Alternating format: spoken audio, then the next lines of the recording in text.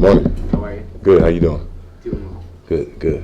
How much do you believe in the old saying, like, football season really starts after Thanksgiving? Like, what does that sort of saying mean to you? It's something that I've heard for a long time. Obviously, it's something that we believe here. It's not that obviously we don't want to win those games early on in the year, obviously, but momentum builds. The shows of the process and in terms of how everybody buys in and just you just want to play your best ball, and then towards the end of the year. How good of a feeling is there right now, though, as you gear up for these games after Thanksgiving around here, what you guys were able to do to get in this position? Say that one more time. I'm sorry. How good of a feeling is there around this team right now after you were able to do what you did to get in the position now that the season begins after Thanksgiving? It feels good knowing, obviously just buying in and seeing the process work, the execution, the hard work, and all this stuff. It's good. It's great. It just kind of is the blueprint of what we need to do as far as success goes. And what Bill says every week is kind of refilling the tank. So we believe in that. And that's something that we do each and every week. When you're facing a team that's coming off an upset loss like the Titans, is that something you guys are aware of or that you talk about, or is it just getting ready for the next game? I think it's something that you're aware of, just as far as obviously preparation and those guys wanting to get off on a better foot and a better start or whatever. But we're prepared for everybody to kind of play us as their best game. Play us different, obviously, because us being a game plan team or whatever. But we just got to be able to prepare and get to the sideline, get the adjustments. I mean, all that stuff goes back to the initial process and the blueprint of what we believe in. They're a good team. They're going to come in ready to play. I mean, they're not going to come in just because they lost and just give up or nothing. So, we're going to prepare for a really good team, a smart, physical team, hardworking team. We know what they are, so we're going to be prepared for that. I know you're just studying their offense, but you talk about smart, physical, hardworking. Do you see any of your team in the Titans and what Coach Vrabel's kind of built over there? Yeah, I mean, I think Vrabel's kind of built his team kind of how he played, which is literally all those things: tough, dependable, accountable, physical, smart. All those things. You can see that with how they call the games offensively and how they are disciplined on defense and how they're able to cause turnovers and make plays off of that stuff. They're situationally sound, fun, and things of that nature. So I think that Vrabel's kind of shaped his team to be what he wanted to be, and they're pretty good at it. How have they changed offensively without Derek? I mean, obviously, a massive part of everything they've done for the last few years.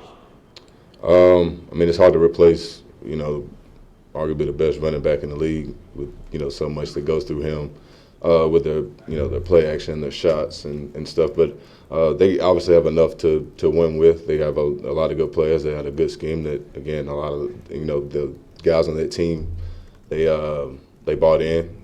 So they're going to run the ball. They're going to screen you. They're going to do all the things that they're going to do to win, and they're going to put those guys in situations to make plays, whether it's A.J. Brown or AP or whoever it is. Firster's playing really good, so they got all the pieces they can, and with Tannehill playing the way he's playing, so they have enough to do it. Obviously, who wouldn't want to have Derrick Henry, but they have Foreman and AP. They have good running backs and a really good offensive line, so. Have you seen in the last 3 weeks, I'm looking at tape, though, that maybe the linebackers don't necessarily buy that play action as much because it's whoever, AP, Foreman? I mean, this is first day in the film or whatever, but obviously, again, with that's just like Derrick Henry or Chubb or anybody, good running back. If you take them out and you put somebody else in there, they might not have the same respect. But even that being said, the Titans are still going to run the ball. They're still going to do what they're going to do. Whether you respect it or not, A.J. Brown's going to catch the ball, covered or not. So Tannehill's going to do his thing. He's going to deliver a good ball, and he's going to give a shot for those guys to go up and make plays. What's your one Thanksgiving side dish that you have to have? One, I give you two. I can't go one. I'm just do sweet potato casserole and my mama macaroni and cheese. Can't replace them. Both those gonna be there Thursday, or? Mama's not, but I got the sweet potato casserole on lock. Wifey gonna do the macaroni and cheese, so it ain't gonna be the same. It's gonna be good enough though. When it comes to Tannehill, you obviously played him when he was in Miami. Do you see the biggest difference as confidence in him? Because he seems like the same skill set guy, but seems like he plays with more confidence now. I mean, I don't know Brian's whole, backstory or whatever, but I know he had a couple of different head coaches, a couple of different coordinators. I mean, the system was a lot different from what he was doing in Miami as far as him being in the gun and stuff. But confidence. I think the team's playing really good. I think he has a really good defense. So all that stuff. Helps take a lot of pressure off of you, with all eyes on you. And, he's got, like I said, a good offensive line, two good running backs to help, really good skill players, and a good defense. So all that said, it'll definitely help confidence.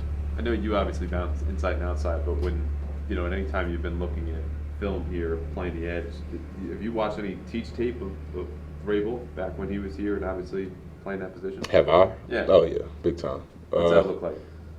It looks like he sets the damn edge. I mean, Vrabel's obviously going to be known as one of the best linebackers to come through here. Willie Mack, Teddy. I can still to this day, if we're pulling up clips of how to reroute the seam or how to attack a blocker or stretch with pullers or something. You're always going to catch a video of like Pfeiffer or somebody like that, but usually it's usually Vrabel or Willie Mack. So. What you see on Sundays and Mondays from the Titans is a lot of stuff that Vrabel obviously does and did. So they're a really well coached team. We'll do two more questions. I'm sure you saw a decent amount of Christian Barmore in college, just being at Bama. But what have you learned about him since he came into the building here?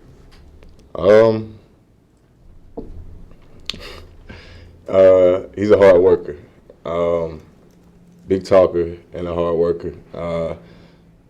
He really just wants to work hard and please everybody, man. He just wants to do his job and a little bit more. And you can't do anything but respect that as an older player. Does whatever you ask him to do multiple times. Just literally wants to get everything right, wants to work hard, and just wants to do his job. I know, especially in this building, you don't want to put labels on a guy or put him in some place, but it just really seems like since he's gotten to line up more, every game he's pressuring the quarterback. He's making plays. Are we seeing someone develop here before our eyes as someone who could be a real force in this league for a long time? I don't want to put labels and caps and ceilings and expectations and none of that, but like I said, man, Barmore works hard. He works hard every day.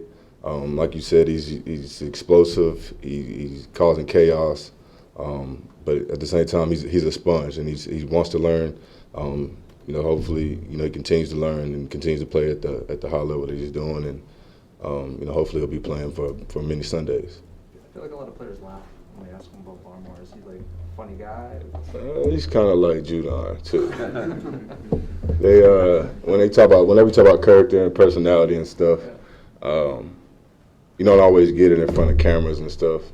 I goof around all the time. I don't always do it in front of cameras, but people like Judon and Barmore, KB, Dev in the locker room, the stuff like people like that, help get through, the long, it was 16-game season, 17-game seasons and stuff. So helps you get through practice. They bring that energy and the extra. So it's always good to have people like that. Is it rare for a rookie to do that? Probably the way that Barmore does it.